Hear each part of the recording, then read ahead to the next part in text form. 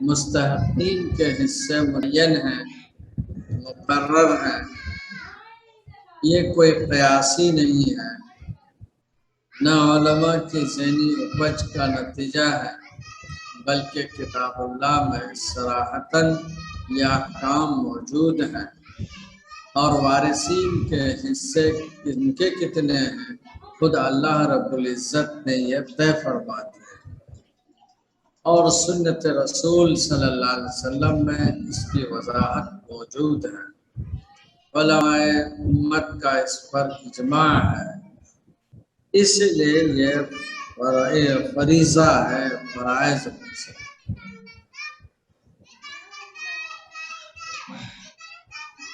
علم الفرائض ہم نے اشارتاً کل کہا تھا، یہ فقہ اور حساب کا علم ہے، اس میں احکام بھی ہیں اور ساتھ ساتھ حساب بھی ہے، تو یہ حساب اور احکام دونوں کے مجموعے جب ملتے ہیں تو پھر وہ علم الفرائض کہلاتا ہے۔ اللہ تعالیٰ نے وارثین کے حصے کتاب اللہ میں متعین کر دیے ہیں، سنت رسول میں بھی اور اجماع امت ہے، ان سب کو ایسے وارثین کو اصحاب الفرائض کہتے ہیں، حصہ پانے والوں کو فرائض اور حصوں کو فرائض اور سہام کہتے ہیں، سہام بھی لفظ ہے۔ اس علم کی بڑی فضیلت ہے، اس لیے مصنف نے شروع میں حمد و صلات کے بعد فوراً روایت بیان کی کہ حضرت صلی اللہ علیہ وسلم نے اس فن کے حاصل کرنے کی تاکید فرمائی، تعلم الفرائض تعلم الفرائض وعلم الناس، علم الفرائض کو سیکھو اور دوسروں کو بھی سکھاؤ، خود سیکھو اور دوسروں کو سکھاؤ۔ یہ بات روایت میں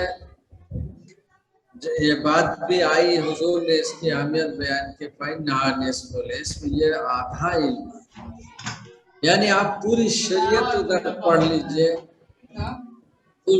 پوری شریعت سے جو علم حاصل ہوگا، فرائض کا مقام اتنا بلند ہے کہ اس کو بھی نصف حصہ حاصل، نصف ادھر اور نصف ادھر۔ اس کے کیا اسباب ہیں، کیا حکمتیں ہیں، کیا وجوہات بیان کی ہیں علماء نے، اس بارے میں اقوال تو بہت ہیں، لیکن دو تین چیزیں توجیحات جو عقل میں آنے والی ہیں وہ یہ ہے کہ انسانی زندگی کے دو حصے ہیں، ایک دنیا کا حصہ یعنی قبل الموت اور دوسرا بعد الموت۔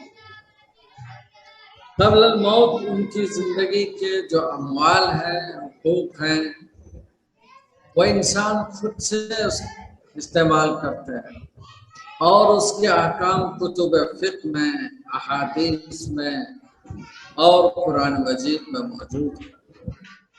لیکن انسان کی دوسری زندگی جو مرنے کے بعد ہے، اس سے بھی احکام متعلق ہیں، اگر کوئی دنیا سے چلا جائے تو بعد الموت ان کے مال کا مسئلہ آتا ہے، مال متروکہ کی تقسیم کا، اگر ان کے دیون ہیں تو دیون کی ادائیگی کا، اور وصیت ہے اجرائے وصیت کا، پھر وارثین کے درمیان مال تقسیم کرنے کا۔ تو گویا کہ یہ زندگی ایک نصف قبل الحیات اور دوسرا نصف بعد الموت، یہ احکام بعد الموت سے متعلق ہیں، اس لیے اس کو نصف العلم کہا گیا۔ دوسری بات جو اس سے زیادہ واضح ہے وہ یہ ہے کہ انسان کے سے متعلق جو حقوق ہیں وہ ایک تو وہ ہیں جو حقوق اللہ ہیں، اور دوسرے وہ حقوق العباد۔ حقوق اللہ میں عبادات سے متعلق بحثیں اور احکام ہیں اور ان کے متعلقات، اور انسان کے خالص حق سے متعلق جو باتیں ہوتی ہیں وہ علم الفرائض میں ہیں۔ اس طرح گویا دو حقوق ہیں، حقوق اللہ اور ایک حقوق العباد۔ حقوق العباد ایک نصف شے ہے، نصف حق ہے، اسی لیے اس کو نصف العلم کہا گیا۔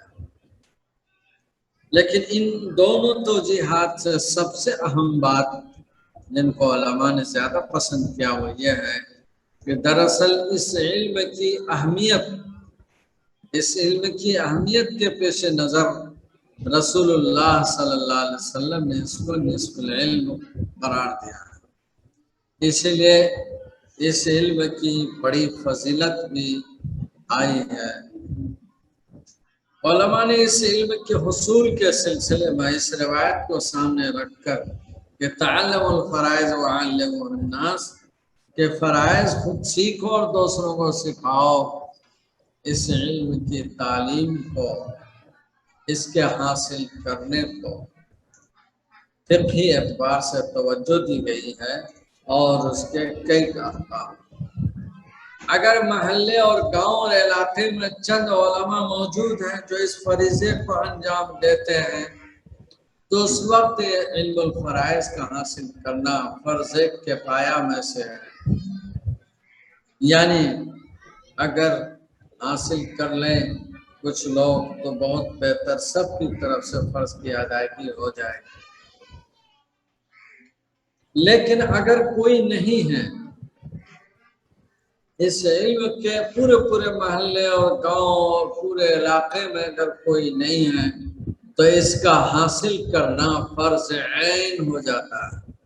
اس کو اچھی طرح سمجھنا، جس طرح نماز فرض عین ہے، مالدار پر زکوٰۃ فرض عین اور دیگر چیزیں فرض، بہت سی چیزیں ہیں جو فرض عین کے درجے میں ہیں، اسی طرح یہ بھی فرض عین ہے، اس کا حاصل کرنا فرض عین ہے۔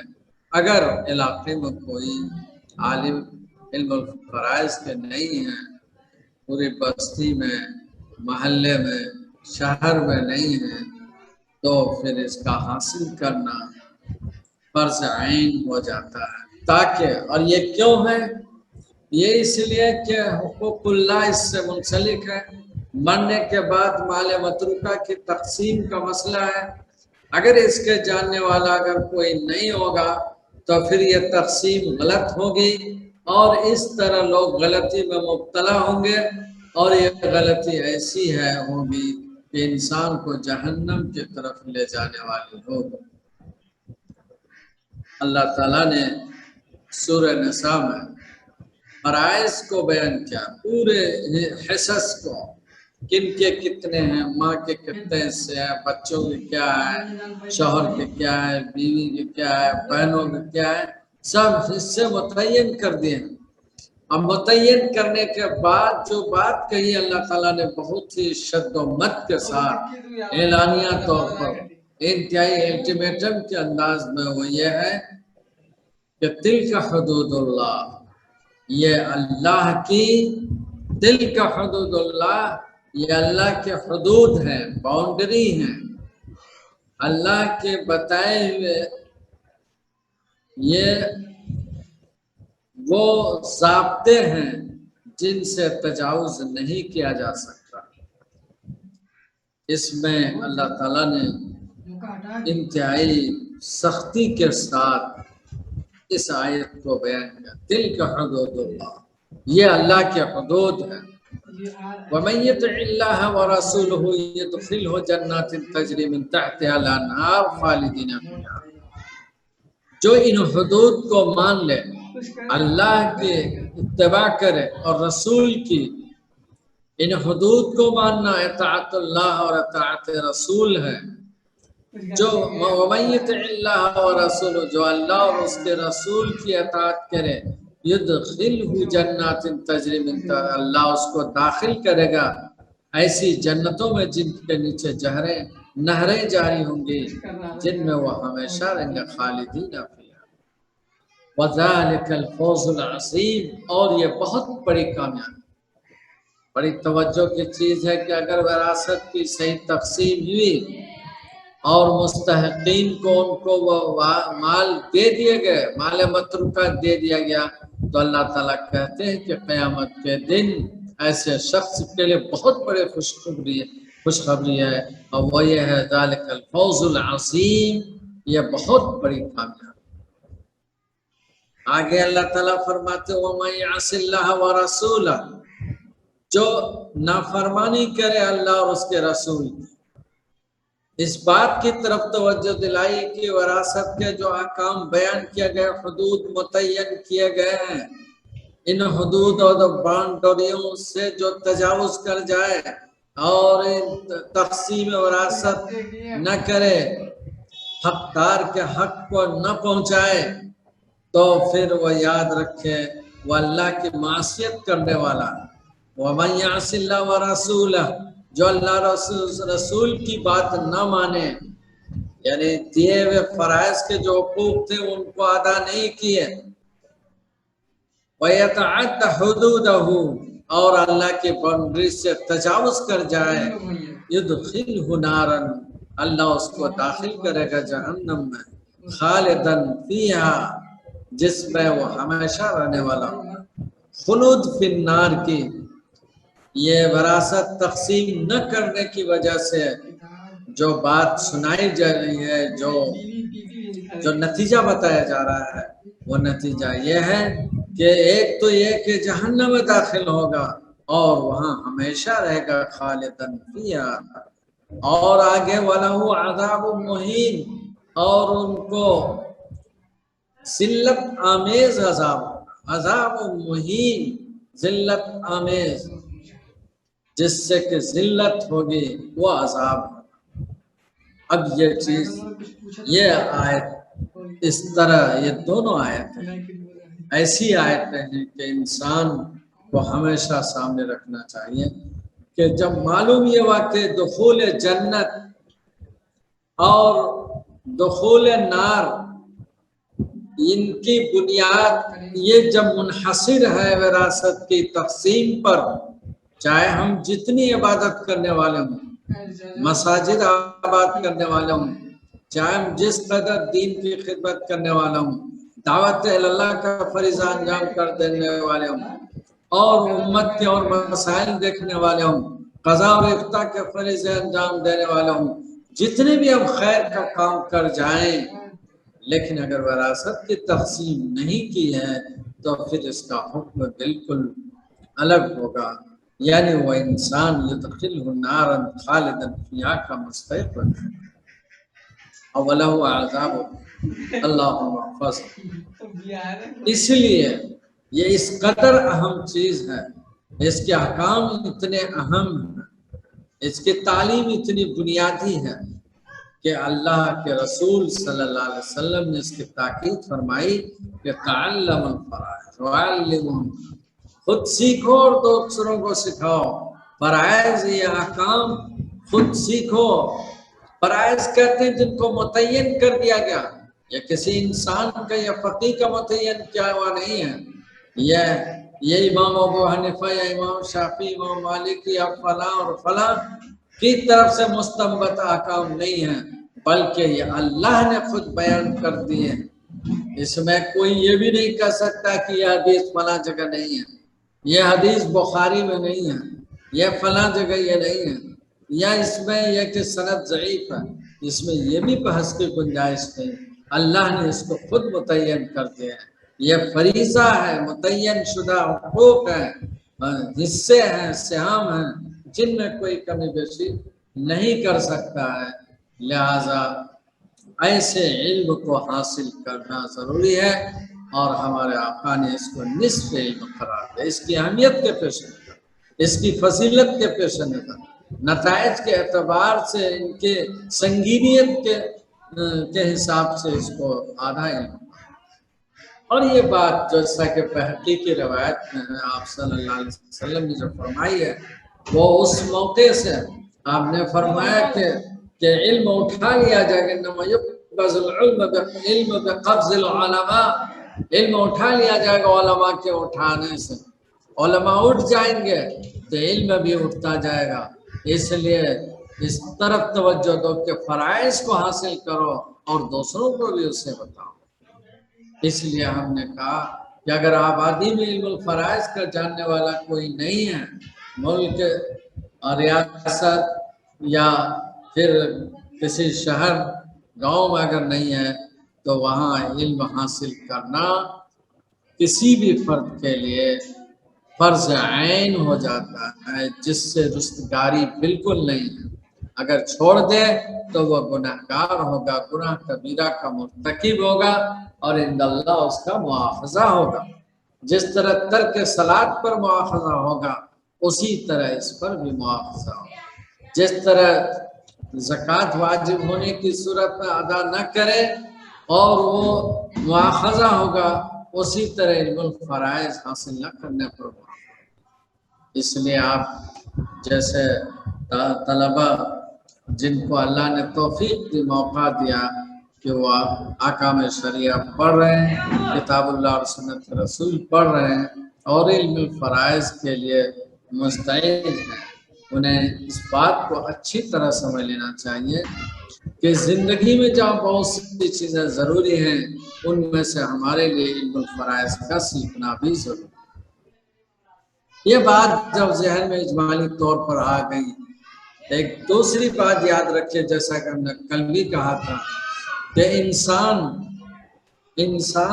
کے کو اللہ نے جہاں بہت سی سعادتوں سے نوازا ہے، وہیں انسان کے لیے ایک دوسرا گویا کہ ان سعادتوں سے محروم کرنے کا انتظام بھی ہے۔ وہ یہ ہے کہ ہر وہ سعادت اور خیر کے عمل میں آپ کے پیچھے شیطان بھی پڑا ہوگا جو اس چیز سے روکنے کی کوشش کرے۔ جس طرح آپ کو مسجد میں جا کر نماز ادا کرنے سے شیطان کے وسوسے دل میں آتے ہیں، روکتے رہتے ہیں، ارے یہاں پڑھ لو، ارے ابھی ہے ابھی وہ ہوگا، طرح طرح کے بہانے میں ڈال کر جماعت سے نماز چھوڑانے میں لگے رہتے ہیں یہ شیاطین اور اس کے گروہ۔ اسی طرح علم الفرائض سے روکنے کے لیے، اس سے محروم رکھنے کے لیے شیطانوں کی ٹولی گھومتی رہتی ہے اور دلوں میں کچوکے لگاتی رہتی ہے اور کہتی رہتی ہے اے یہ کہاں تم اس کو حاصل کرنے، ارے یہ بہت بھاری فن ہے، ارے یہ بہت مشکل ہے، ارے اس کو حاصل نہیں کر پاؤ گے۔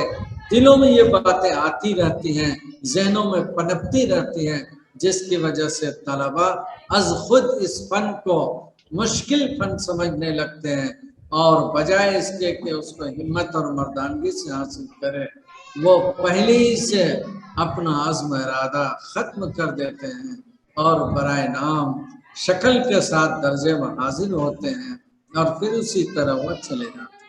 اس لیے کہ ان کے ذہن و دماغ میں شیطان نے یہ بات بٹھا دی کہ تم حاصل نہیں کر سکتے، اور اس نے اسے قبول بھی کر لیا، شیطانوں کے تجاویز کو قبول کر لیا اور قبول کر کے اس پر عمل پیرا ہو گئے۔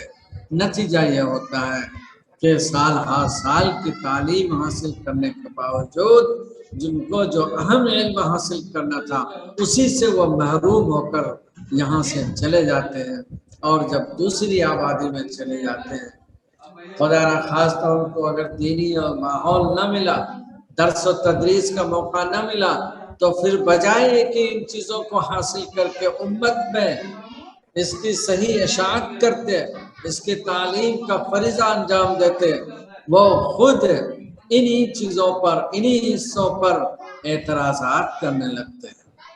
وہ شیاطین جو پہلے سے پیچھے پڑے ہوتے ہیں، وہ ان کے دل و دماغ پر ایسے چھا جاتے ہیں کہ ان کے دماغ کا سانچہ اور ڈھانچہ وہ سب وہی ہو جاتا ہے جو شیطان کی رہنمائی میں چلنے لگتا ہے۔ اور اس لیے کبھی کبھی یہ اس میں اتنا حصہ کیوں ہے، عورتوں کا یہ کیوں ہے، فلاں کا یہ کیوں ہے، فلاں کا یہ کیوں ہے، اور ان کو کیوں نہیں ملا، پوتے کو کیوں نہیں ملا، فلاں بیوی کو اتنی ہی کم کیوں، طرح طرح کی بات، عورتوں کو نصف کیوں ہے، बच्चियों का क्यों नहीं है, फूफी को क्यों नहीं है, इस तरह के सवालात करना गोया अल्लाह पर सवालात। अलायाज़ुबिल्लाह। फिर ये शैतानी अमल इतना तराज होता है कि वो मज़ामीन भी लिखने लगते हैं और अहकाम शरिया पर जिस तरह और अहकाम पर वो बेतरक कलम उठाते हैं, इसमें भी वो गोया के रशादवानियाँ करने लगते हैं और फिर अल्लाह और उसके रसूल के नज़दीक मबगूज़ होने इंदल्ला फिटकार और लानत के असबाब फराहम कर। अल्लाह फज़ल अल्लाह हम सबको इससे बचाए। इसलिए मेरे अजीज दोस्तों, ये फन इंतहाई अहम है। अपनी बसात के मुताबिक अपनी सलाहियत पर भरोसा करते हुए और अल्लाह की ज़ात पर जो रहमान है, जो आलिमुल गैब है, जो इंसान के हर हाल में नेमल वकील व नेमल मौला है, उन पर भरोसा करके हमें इस फन को हासिल करना चाहिए, इस तरफ तवज्जो देनी चाहिए। अगर ये आप हासिल कर लेंगे तो आप जानते हैं अपना तो जो अमल करना है करना ही चाहिए, ज़रूरी है, साथ साथ आप बेशुमार लोगों को जहन्नम से निकालने का जरिया बन जाए। सही सही विरासत की तकसीम जब करके देंगे, सही सही हर घर में जब आप उसका इल्म बताएंगे तो उस पर कुदरत रखकर जब बताएंगे और वो वह के जहन्नम से उनको बचाएंगे, ऐसी जैसे परवाने आग में टूटते हैं, गिरते हैं, माल की लालच में जिस तरह लोग पड़ते हैं, ऐसी जैसे कि परवाने आग पर और शमा पर टूट कर जलते हैं, ये जब कैफियत होगी तो आप लोगों को उस आग से बचाने में मदद करेंगे, खींच खींच के लाएंगे। ये अमल इतना बड़ा होगा कि हजारों साल की इबादत से कहीं बेहतर और अल्लाह के नज़दीक पसंदीदा अमल। इसलिए इस फन को कोई मामूली फन नहीं समझना चाहिए, बल्कि ये फन बहुत ही बुलंद फन। खूब अच्छी तरह इसको ज़हन में रख लीजिए कि जो लोग इस काम को अंजाम देते हैं, यकीनन उनकी मईशत और उनकी माशी जिंदगी आपको तंग नजर आती होगी, लेकिन आपको ये इत्मीनान दिलाने के लिए मैं बताऊं कि जितने इस फन के माहिरीन गुजरे उनकी जिंदगी उससे वाक़िफ़ हुई, अल्लाह ने उनको मुश्किल जिंदगी में नहीं डाला है, बल्कि उनकी मईशत बेहतर रही है। मईशत नाम ही है कि ज़रूरियात पूरी हो जाना, कहीं उनको दस्त दराजी न करना पड़े, किसी के सामने हाथ न फैलाना पड़े। ऐसे लोग जो इस फन में लगते हैं, अल्लाह की मदद होती है और उनकी मईशत भी दुरुस्त होती है, फिर आखिरत भी बनती है। हम लोग, हमारे तलबा या हमारे नौजवान नस्ल इस चीज़ को, इन राजों को, भेदों को बहुत कम जानते हैं, जिसकी वजह से माश की तरफ टूटे पड़े होते हैं।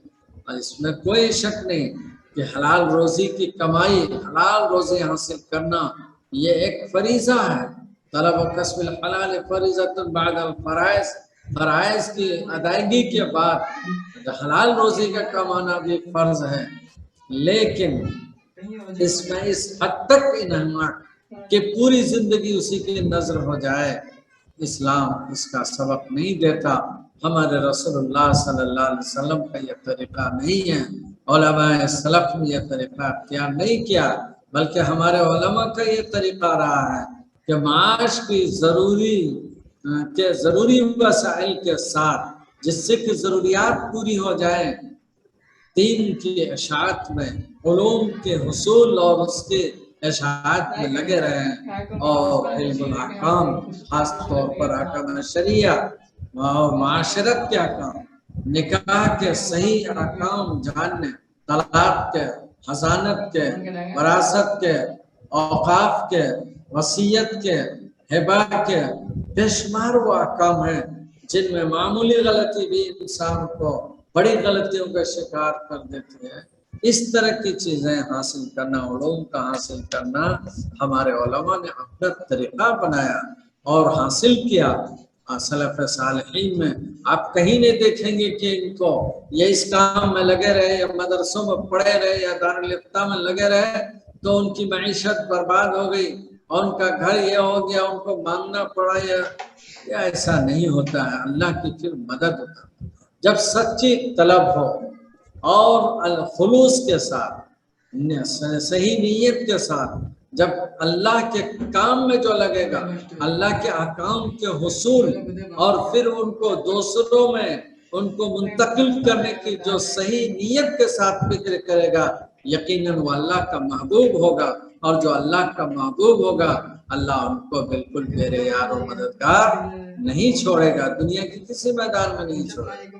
یقیناً اس کی ہر لمحے میں مدد ہوتی ہے. آپ سنے ہوں گے قاضی کے بارے میں، اگر کسی کو عہدہ قضا دے دے، آپ پڑھیں گے ترمذی میں انشاءاللہ باب آداب القاضی میں، کہ اگر کسی کو عہدہ قضا دے دیا جائے، وہ کوئی طلب نہیں ہے، بغیر طلب کے اگر امیر المومنین نے، خلیفۃ المسلمین نے یا عامۃ المسلمین نے سپرد کر دیا ہے، اور تو اللہ تعالیٰ کی طرف سے فرشتہ متعین ہوتا ہے، یسددہ، جو ان کی رہنمائی کرتا ہے، درست اور صحیح فیصلے کرنے میں تعاون کرتا ہے، تائید کرتا ہے، غیبی اس کی مدد ہوتی رہتی ہے. اسی طرح اور چیزوں، جب آپ انہی چیزوں کو حاصل کریں گے، اس علم کو آپ حاصل کریں گے، علم الفرائض کو جب آپ حساب بنائیں گے، لوگوں کو دیں گے بغیر کسی اس کے لالچ کے. کسی بھی دارالفتہ میں بیٹھ جائیے، آپ دیکھیں گے کہ ایک وکیل اگر کسی فریضے کو بناتا ہے تو 1000 روپے وہ لے لیتے ہیں، لیکن ایک مفتی بنا کے دیتا ہے تو بغیر کسی ایک کوڑی کے، بغیر ایک پیسے کے، ایک روپے کے، وہ مفت میں دیتا ہے. یقیناً جب وہ اللہ کا حکم تشریح کر کے وضاحت کے ساتھ کوئی بغیر کسی نفع کے، بغیر کسی عوض کے دے رہا ہے اور خالصتاً اللہ کے لیے دے رہا ہے، تو یقیناً اللہ کو یہ چیز بہت پسند آئے. اور اللہ تعالیٰ پھر دوسرے راستوں سے اس کی ہر طرح سے مدد. اس لیے یہ سمجھتے ہوئے کہ یہ فن بالکل ہمارے کام کا نہیں، ہم کیوں حاصل کریں، یہ بات ایک شیطانی وسوسہ ہے جس کو ہمیں دور کرنا چاہیے. یہ بات ہم نے اتنی سی جو ضروری باتیں آپ کے سامنے اس لیے رکھی ہیں کہ بہت زیادہ اس فن کے بارے میں غلط فہمیاں ہیں مدرسوں میں، خاص طور پر ہمارے نظام سے متعلق جو مدارس ہے، اس میں یہ بات زیادہ پائی جاتی ہے، اور عموماً طلبہ اس طرف توجہ نہیں دیتے ہیں، اولے مرحلے ہی میں اس کو مشکل سمجھ کر اس کو چھوڑ دیتے ہیں اور کسی طرح کی توجہ نہیں دیتے. اب اس تمہیدی یہ باتیں جو ہم نے بہت اپنے طور پر سمجھا کہ ہمیں اپنے عزیز دوستوں کو بتانا ضروری ہے، تاکہ وہ اس طرف تو ابھی بہت سینئر استاد ہم لوگ تھے، تقریباً جو 35 سال سے پڑھا رہے ہیں، ان کو پڑھانے کی ضرورت پڑ گئی. یہ احکام کی یہ بات ہے، وراثت کے احکام سے متعلق چیزیں تفسیر میں، تو جگہ جگہ ان کو دشواریاں پیش جب آئیں تو ان کو احساس ہوا، اور انہوں نے یہ بات کہی کہ ہم لوگوں کے دور میں بھی طلبہ یہ سمجھتے تھے کہ یہ فن بہت مشکل ہے، اور اسی کے شکار ہم لوگ بھی ہوئے اور اس طرف توجہ نہیں ہو پائی، جس کا نتیجہ ہے کہ ہم لوگ حاصل نہیں کر سکتے. جن سے بھی ملاقات ہوتی ہے وہاں ان سے یہی بات ہوتی ہے، وہ اس کو مشکل سمجھ کر انہوں نے ہاتھ نہیں لگایا. یہ بات پہلے سے آپ کو ہم چوکنا کر رہے ہیں کہ آپ اس طرف متوجہ رہیں، اپنے کو اس غفلت میں نہ ڈالیں، اس شیطانی وسوسے کی شکار نہ ہوں. بہت سی خرابیاں وہ ہوتی ہیں جو ماحول سے آ جاتی ہیں، احباب سے آتی ہیں، بہت سی خوبیاں بھی احباب سے آتی ہیں.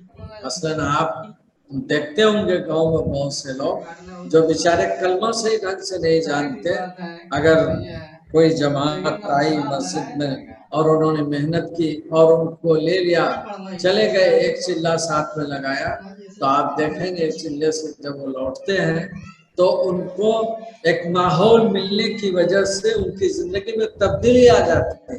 بہت سی چیزیں وہ جاننے لگتے ہیں، نماز کو اچھی طرح پڑھنا وہ سیکھ جاتے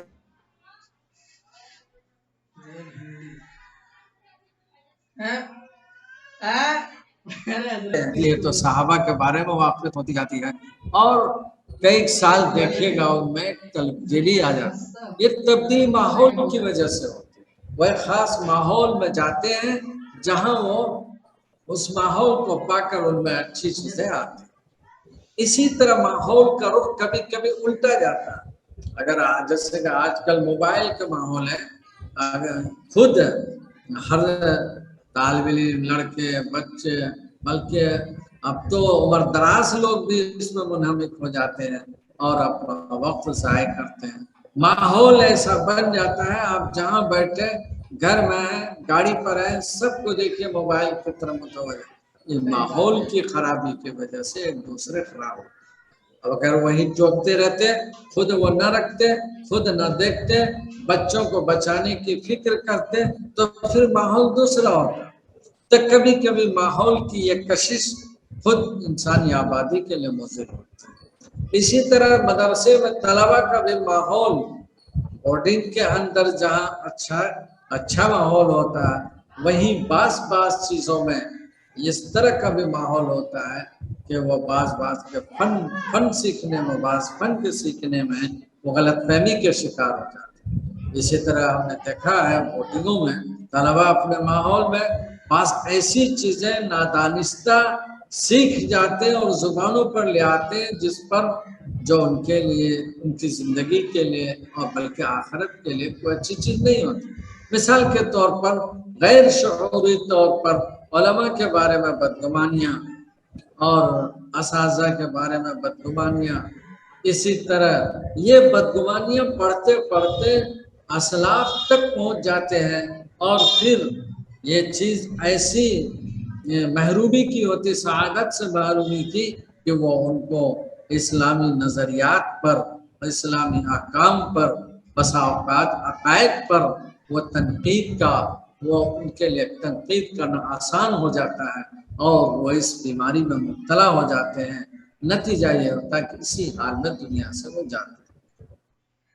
اس لیے یہ ماحول کی بعض خرابیوں میں سے ایک خرابی اس فن کے سلسلے میں ہے کہ طلبہ کے درمیان خود ایک ماحول غلط بن جاتا ہے اور ایک دوسرے سے یہ فکر منتقل ہوتی ہے کہ یہ فن بھاری ہے، مشکل ہے، اس کو حاصل کرنا بہت دشوار ہے، اس لیے توجہ نہیں دیتے اور وہ محروم ہو جاتے ہیں۔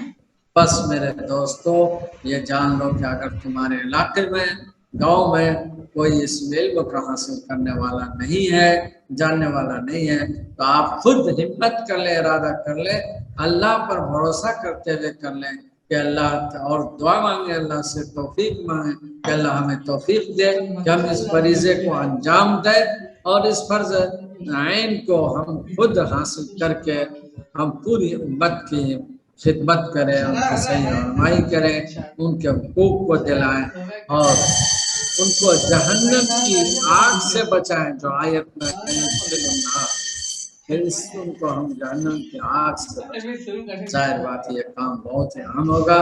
اللہ ہم سب کی، آپ سب کی مدد فرمائے۔ ادھر کا یہ ہے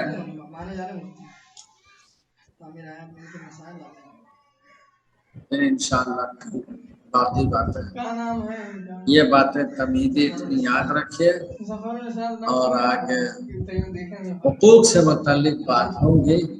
وہ قال علماؤنا رحم اللہ، ہمارے علماء جو آگے عبارت ہے کہ حقوق میت کے ترکہ سے متعلق 4 حقوق ہیں، حقوق اربعۃ مرتبۃ، 4 حقوق ہیں جو ترتیب وار ہیں۔ اتنا آج کم از کم ذہن میں رکھ لیجئے، کوئی مرتا ہے، میت ہے تو 4 چیزیں خود بخود آ جاتی ہیں۔ ان میں سے پہلی چیز ہے اول تجہیز و تکفین بغیر زیادت و نقص، بغیر تقدیر، یعنی سب سے پہلا میت کی تجہیز تکفین، میت کے مال میں سے سب سے پہلا حق خود میت کی تجہیز و تکفین کا، اور تجہیز و تکفین میں جو احکام ہے یہ کہ بغیر کسی اسراف اور تقدیر کے، یعنی کوئی کوتاہی بھی نہیں ہونی چاہیے, کمی نہیں ہونی چاہیے. مثلاً ہم کپڑے دے رہے ہیں کفن کے, نہ بہت زیادہ قیمتی ہو اور نہ ہی معمولی ہو جس سے مردے کے سلسلے میں استخفاف کا پہلو آئے, ہلکا پن آئے. اس لیے درمیانی قسم کے کپڑے جو وہ زندگی میں استعمال کرتے تھے اس سے قریب قریب دینا چاہیے. بہت گھٹیا کپڑا بھی نہیں, بہت اعلیٰ بھی نہیں کہ اسراف ہو جائے. دوسری چیز ہے تجہیز تکفین کے بعد میت کے دیون, وہ دیون ان کا قرض, ان کے قرضے دیکھیں گے. قرضے ہیں تو پہلے قرضے ادا کریں. بہت افسوس کی بات ہے, ہم لوگوں کے یہاں ہر جگہ جو لوگ تقسیم بھی کرتے ہیں, فوراً انتقال ہوا, انتقال کے چند ہی دنوں بعد یا مہینوں میں پہلے تقسیم کی فکر ہوتی ہے. ان پر قرضے کیا ہیں نہیں ہیں, قرضے نہیں دیکھتے, پہلے جائیداد تقسیم کر لیتے, مال تقسیم کر, پہلے قرضے کو دیکھنا چاہیے. قرضہ میں بھی ترتیب ہے, دین قوی, دین ضعیف وغیرہ علماء سے معلوم کر کے اس کو ادا کرنا چاہیے, دیون کی ادائیگی. تیسری چیز ہوتی ہے اجرائے وصیت. اگر انہوں نے وصیت کی ہے تو دیکھا جائے گا کہ وصیت بچے ہوئے مال میں جو مال رہ گیا ہے, الثلث, ایک تہائی مال میں وصیت کا اجرا. مثلاً انہوں نے اگر اپنے غیر وارث کے لیے وصیت کی, بھانجے کے لیے یا کسی اور کے لیے جو وارث نہیں ہے, تو وصیت غیر وارث کو ملے گی اور ایک تہائی مال میں وصیت کا اجرا ہوگا.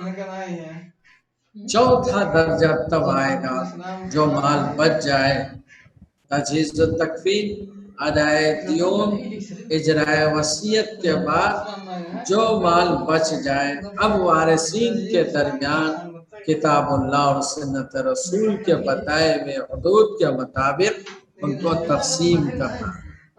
اب جو تقسیم ہوگی, تقسیم میں پھر اس کے درجات ہیں.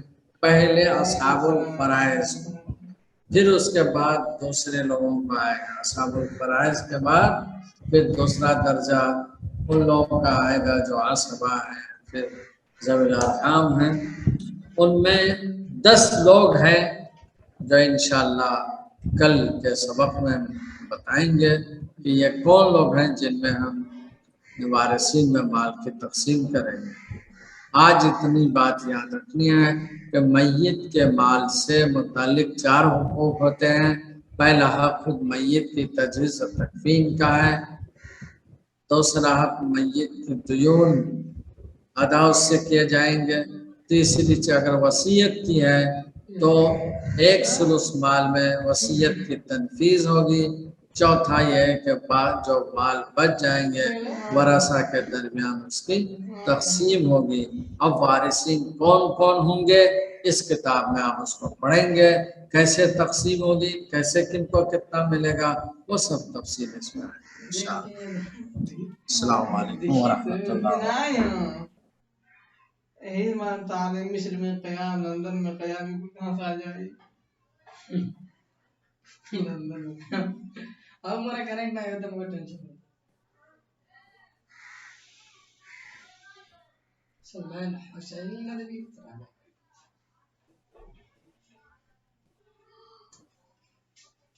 ایسے لکھ مسائل ظفر نبی لکھ دے اردو میں انگلش میں لکھ مسائل ظفر نبی, مسائل ظفر نبی, ظفر نبی.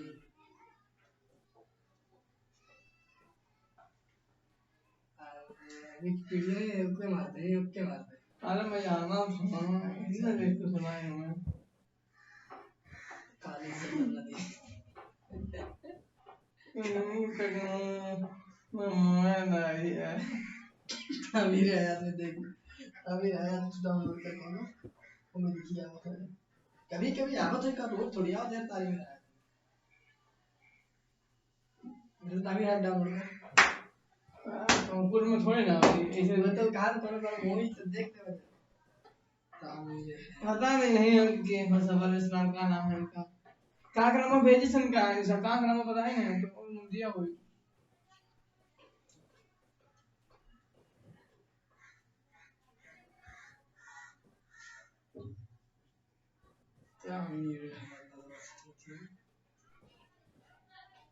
तामीर हयात अब कहाँ तो बात है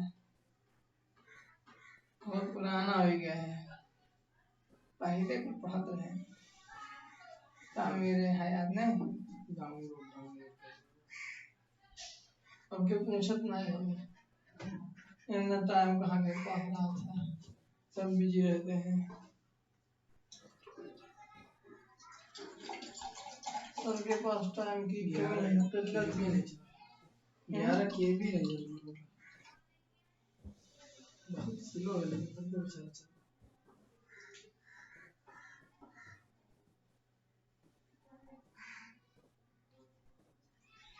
भरा लड़का ये तो राज है यार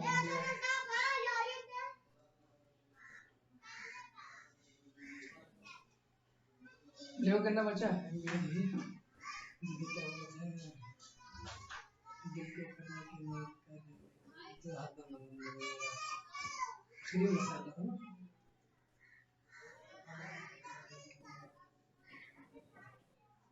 मसाला कर लिए नहीं का होता का अरे और लोग हैं सवाल और जवाब क्या है मुफ्ती मोहम्मद जफर आलम ने सवाल और जवाब जफर आलम लिखो जफरुल इस्लाम लिखो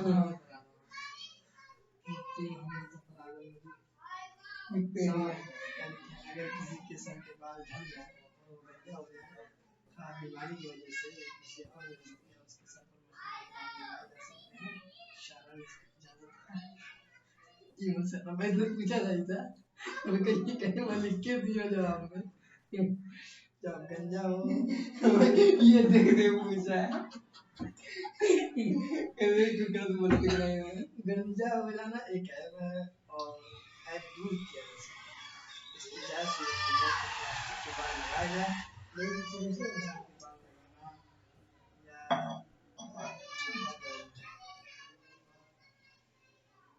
करारी होती है उस तरह के अपने जिस्म के किसी हिस्से के बाल जो आई मौजूदा मसाले आज के दौर में ये होता है आज के दौर में सर्दी में क्या देखें कि मौजूदा दौर में बालों की भी विविधकारी हेयर हेयर ट्रांसप्लांटेशन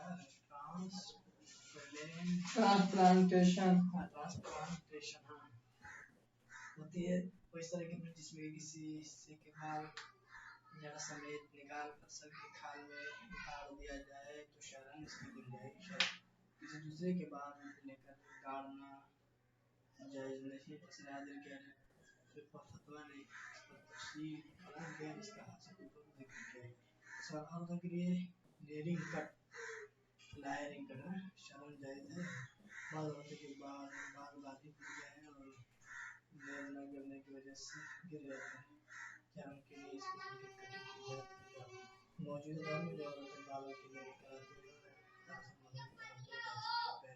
और शेप्तगी में करती हैं खुद इसकी शक्ल यही बताती है कि नए कटिंग कट में अमूमन शक्ल का ध्यान बालों के बाल में काटा जाता है वही सब पैटर्न में मैं कहा था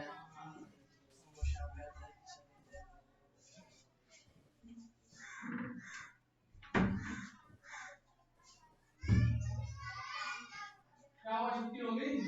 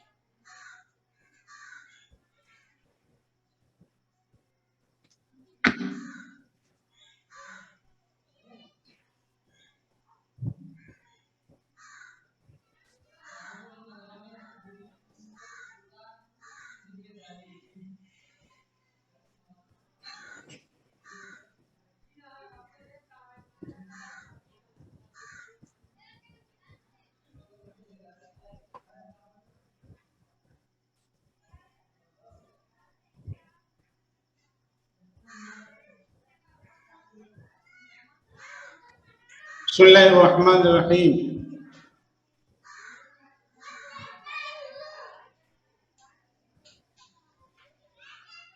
قرآن کس کس اعتبار سے معجزہ ہے اس پر گفتگو چل رہی ہے. قرآن کے اعجاز کے کیا کیا پہلو ہیں.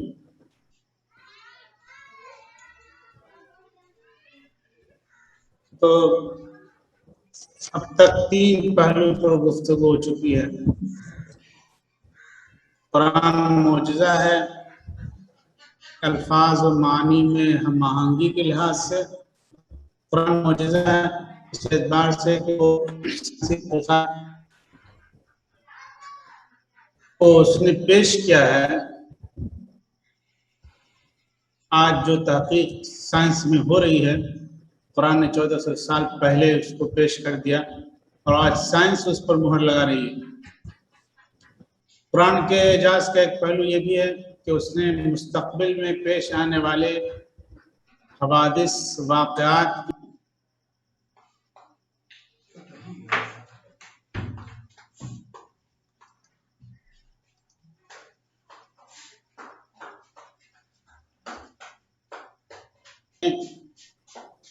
بتایا، ان کے بارے میں لوگوں کو آگاہ کیا، حالانکہ کوئی نہیں جانتا تھا ان کے بارے میں. یہ بھی قرآن کے معجزہ ہونے کی دلیل. قرآن کے اعجاز کا اچھا ہوتا پہلو جو ہے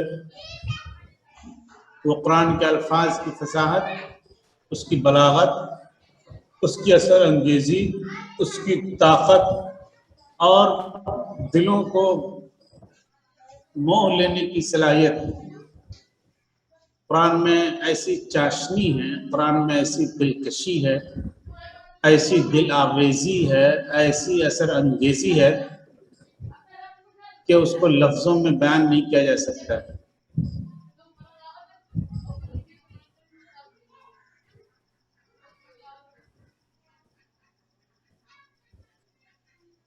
یہ آپ لوگ بار بار میسج کیا بھیجتے ہیں پی، اس کا کیا مطلب ہوتا ہے؟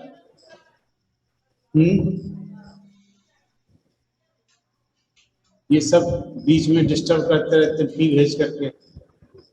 ہاں مطلب کہ وہ جاگ رہے ہیں. ہاں پریزنٹ پانی. یہ کس نے کہا پی بھیجنے سے پریزنٹ ہو جاتا ہے؟ وہ اپنے جاگنے کا ثبوت دیتے ہیں. نہیں، یہ سب غلط بات ہے. جو پی بھیجے گا اس کو ہم باہر کر دیں گے. سمجھ رہے نا؟ ہاں آفس سے آیا تھا مولانا یہ اس سے کہاں آیا مفتی صاحب شروع میں. کیا آیا اس تو کا؟ روز کرنے کے لیے تھوڑی نہ آیا تھا، وہ تو جب حاضری ہوگی تب کرنے کے لیے کہا گیا ہے. روز دن میں 10-20 بار کرنے کے لیے تھوڑی کہا گیا. جب حاضری ہوگی تب کیا جائے. ہر گھنٹے میں کیا کرتے ہیں. حاضری آفس والے تھے جو حاضر ان کو خود ہی پتہ چل رہا کون حاضر نہیں ہے. یہ پی بھیجنے کی کیا ضرورت ہے بار بار؟ ہمارے روزانہ ہوتا ہے اور ہر گھنٹے کے اندر ہوتا ہے. سب بیوقوفی والے کام یہی ہوتے ہیں.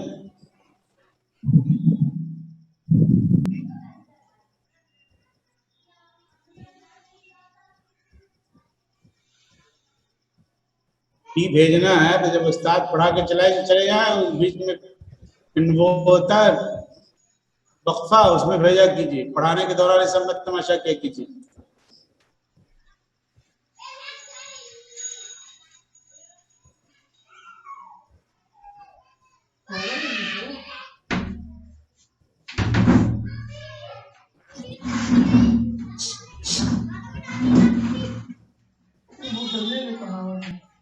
قرآن میں ایسی دلکشی، قرآن میں ایسی رانائی، ایسا جادو ہے بلکہ کہ جو اس پر ایمان نہیں رکھتا وہ بھی اس سے مسحور ہو جاتا ہے. اور اس کی شہادت خود دشمنوں نے دی. والحق ما شہد بلادا، حق تو وہ ہے کہ دشمن بھی ماننے کے لیے مجبور ہو جائے. تو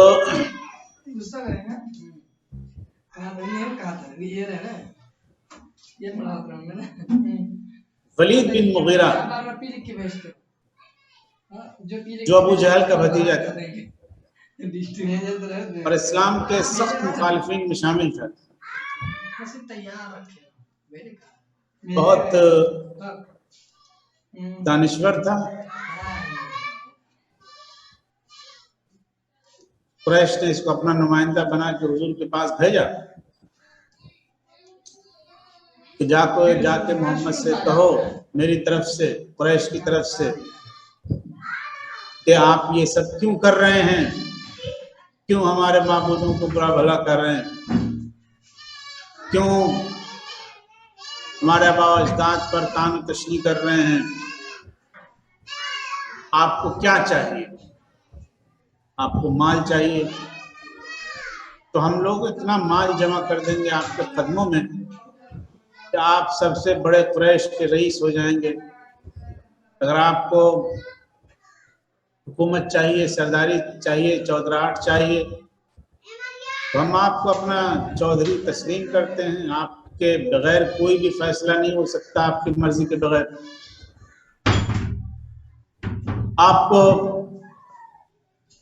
अगर कोई बीमारी हो गई है और आपको लगता है कि हम इसका इलाज नहीं करा सकते हैं तो आप जिस डॉक्टर से इलाज कराना चाहते हैं, जिस हकीम के पास जाना चाहते हैं,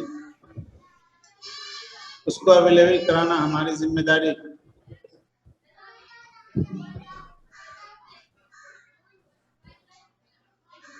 अगर आप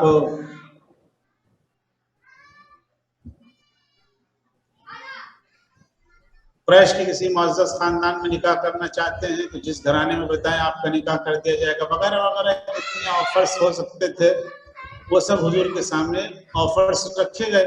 वलीद बिन मुगीरा ने रखा, हुजूर सुनते रहे। उसके बाद हुजूर ने कहा और कुछ कहना, हुजूर ने कहा नहीं आप, हुजूर ने कहा मेरी सुनो। हुजूर ने सूरह फुस्सिलत की आयत की तिलावत शुरू कर दी। वलीद बिन मुगीरा पीछे दोनों हाथ चेक लगा के बैठा हुआ था। कुरान की आयत जब उसने सुनी तो वो बिल्कुल मसहूर हो गया, ऐसा लगा कि उस पर जादू हो गया, क्योंकि वो खुद भी बहुत दानिश्वर था, सब कुछ अरबी को अच्छी तरह समझता था, फसाहत और बलागत को समझता था। कुरान की आयत सुन के मबहूत, हक्का बक्का, आंखें उसकी फटी रह गई। उसको समझ में नहीं आ रहा कि वो क्या बोले इसके जवाब में। चुपचाप वहां से उठा और चल दिया।